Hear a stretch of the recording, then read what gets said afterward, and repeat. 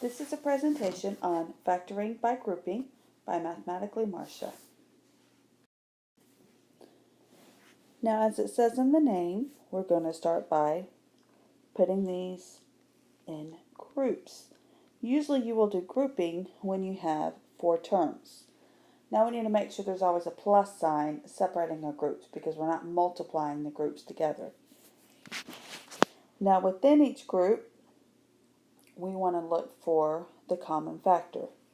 So let's rewrite this and leave some space for the common factor in front of each group.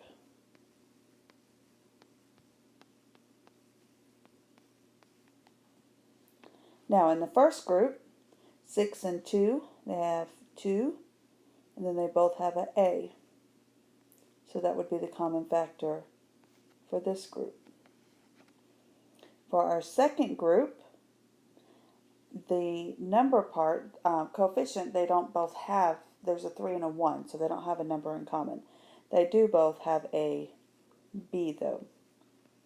So we can divide both of these by B. So that means my common factor here is 2A. And that leaves me with 3x plus y.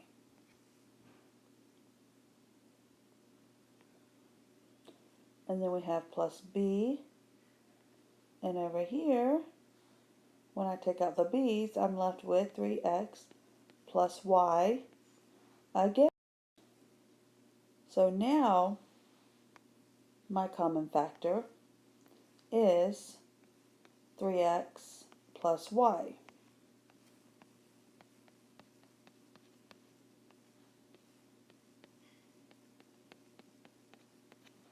So we have the common factor, 3x plus y.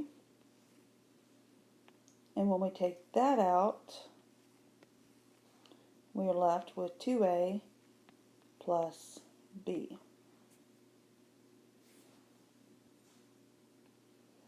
And that is the factored form. Okay, another example. We want to start out again by grouping. Now this negative needs to go in the parentheses, and then we need to add a plus sign to separate the groups, because again, we're not multiplying them. They're still being added together. So now let's rewrite this, leaving some room for our common factors. Plus, and then negative 2mn.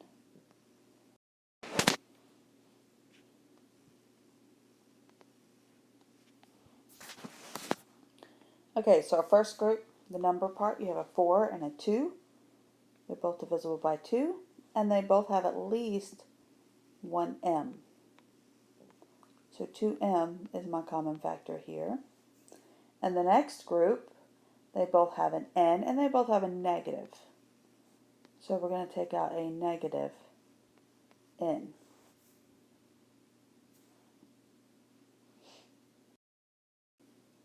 So when we simplify the first group, we have 2m on the outside. And then 4 divided by 2 is 2. M squared divided by m is m. Here the 2 and the m cancel, leaving you with p. Now let's go ahead and change this plus minus to a minus n. Alright, and then when we divide, the negatives cancel, and we have a 2 and an m. The n's cancel. And then in the next term, the negatives and the n's cancel, leaving you with plus p. Now we can see again that our common factor is 2m plus p. So we'll divide each of these by 2m plus p.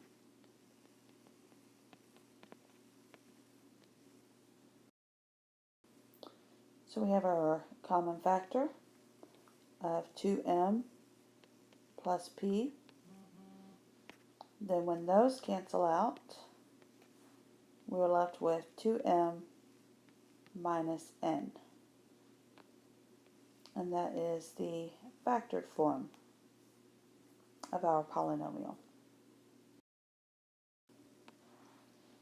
Okay, for our next example, let's start by putting these in groups. And then let's rewrite these, leaving some space for the common factors.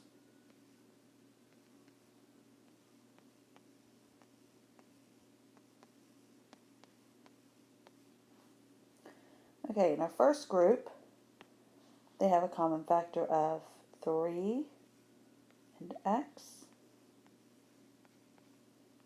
So we divide them both by 3x. And the next group, they have a 4 and a z in common.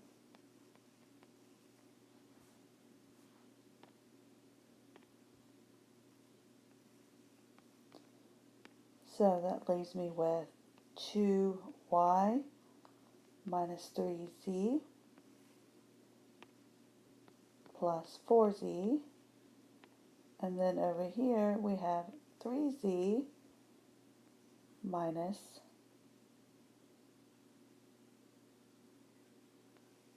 2y. Now it doesn't look like these are our common factors because that's 2y minus 3z and that's 3z minus 2y. And subtraction is not associative, which means you cannot flip it around and change the order like you can with addition. But what we can do is change this to negative. And if we change that to negative, we can change both of these in here. Now, I can flip it around since the 2y is now positive and the 3z is negative. And then that does give me the common factor of 2y minus 3z.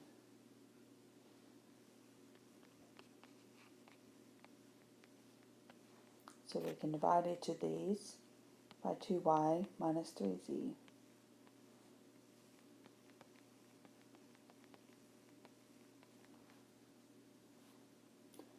So we have a common factor of 2y minus 3z.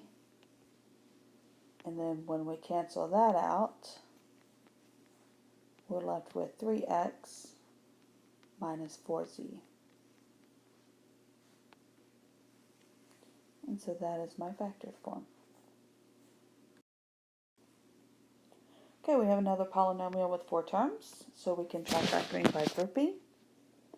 And we group these together, group these together. The problem is, by looking at this, x, y, and 8z have nothing in common. And 2xz and 4y, they do have the 2 in common, but nothing with the letters. So it's really not going to get us anywhere. So we need to change our order around. So look for, and there's more than one way you can go. So don't worry about doing things the wrong way. Just look at xy and 4y have a y in common. So we could probably group those together.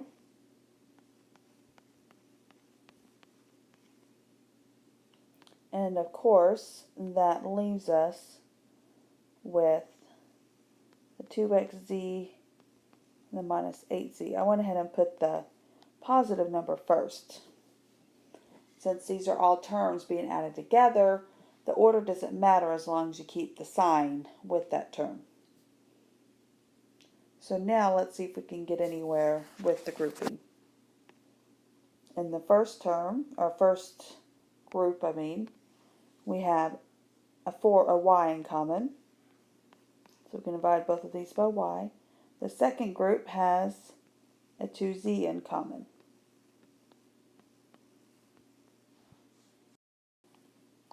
So now to simplify, that leaves me with x minus 4 here, and then plus 2z.